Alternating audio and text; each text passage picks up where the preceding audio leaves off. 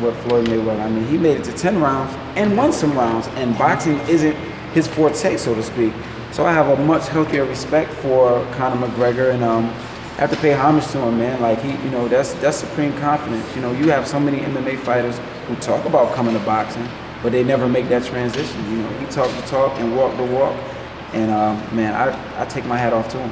Champ, man, what should we expect, man? Everybody want to see you go out here and knock them out. I heard him talking junk on Twitter. I seen it. How you gonna react to this? Man, Is like he getting you hyped up, or are you losing sleep? No, I'm not losing How focused sleep. are you? We just talked about Vic Conti. I ain't losing no sleep. I need to sleep, but nah, I'm just I'm more dialed in. You know what I mean? When he would have been better off being nice to me. You know what I mean? The last thing you want to do is make a nice guy mad. You know, but September 16th, we'll see. You know, we'll see if he can back up what he says. You know, I'm not saying too much. I'm ready to fight. Champ is in the building, y'all. It's been a question over here. It's been some time since the Triple G fight. Obviously, now you're getting close to the point where you actually, after you won this fight, because I believe you will, you might have the chance to fight him again. Right. How were you able to mentally overcome that hurdle in your life where you face defeat, but now you're at it with the point that you could actually fight him again and prove that you are the best? I'm just a firm believer in God and a firm believer in self-belief. You know, one of my favorite writers and you know, authors is Wayne Dyer. And Wayne Dyer says, if you change the way you look at things, the things you look at change. So if you look at the defeat in a way, in a negative way, it will affect you that way. If you look at it in a positive way, it will affect you that way. Of course, no one wants to face defeat, you know, especially in this boxing game. Boxing is, you know, male dominance. This is something that comes out of the primordial ooze, you know what I mean? This is something that, you know, this is still in the animal kingdom, you know. The male fights another male to win the lady over. Like, this goes all the way back to primal days.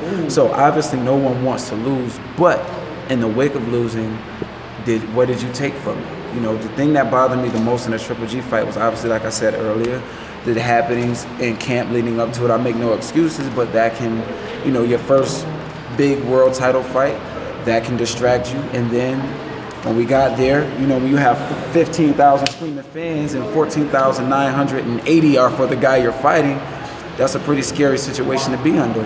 And, you know, I wouldn't say I folded under the pressure, but for the first time, it scared me.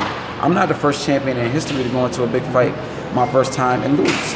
You know, I'm just blessed to have everything against me all of these years and to be able to persevere.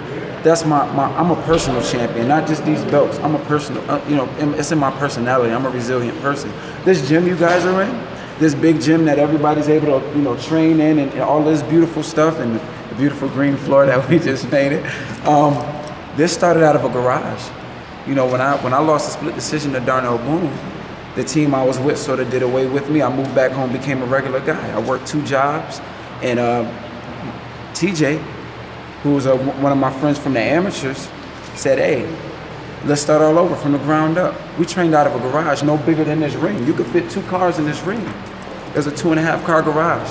He gutted the whole thing, put walls up, and we trained out of there for 5 fights. No sparring, no ring.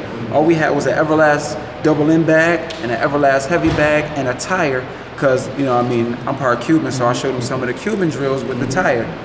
Lo and behold, we're sponsored by Everlast now.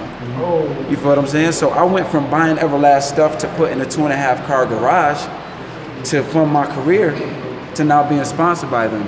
God works in mysterious ways. If you believe what the mind can believe, the human can achieve. You feel what I'm saying? So if I was a quitter, or if I was mentally weak, I'd have quit back when I lost the split decision to Darnell Boone and everybody walked away from me. If I was a quitter, I would have quit. You wouldn't have seen me after the Triple G fight. After the Triple G fight, I came back and won 2 fights on a big stage, Showtime, then HBO pay-per-view in front of 52,000 people. So if I was really a quitter and mentally weak, I wouldn't have been able to come back and do that. And check this, I got all of those fights on a 3.5 week notice. That means my application to the game is superior. Because how many guys have you known have been called on a 3.5 week notice? Artie Palulo called my team and said, hey, look, we didn't get the Saunders fight, but Rosado, you didn't get it, Rosado didn't get it. Would you like to fight Rosado on a 3.5 week notice? I said, send the contract. Because I was ready, you feel what I'm saying? And if I was a quitter, Would I've been ready on a 3.5 week notice to fight that was the second time I've been scheduled to fight 12 rounds. It was the first time I made it to 12 rounds. Did I look tired? Did I look hurt? My application to the game shows that I'm much stronger than a lot of these guys. But that's neither here nor there. Come September 16th, I'm gonna show and prove.